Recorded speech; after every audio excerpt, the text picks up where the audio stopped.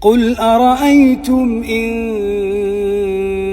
جعل الله عليكم الليل سرمدا إلى يوم القيامة من إله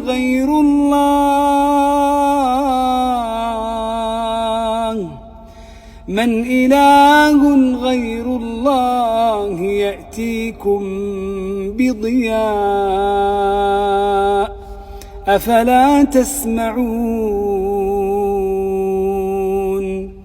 قل أرأيتم إن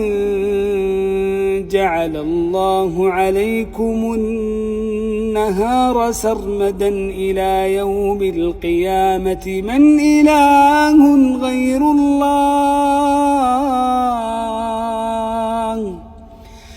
إله غير الله يأتيكم بليل تسكنون فيه أفلا تبصرون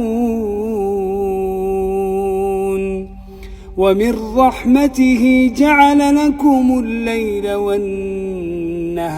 لتسكنوا فيه ولتبتغوا من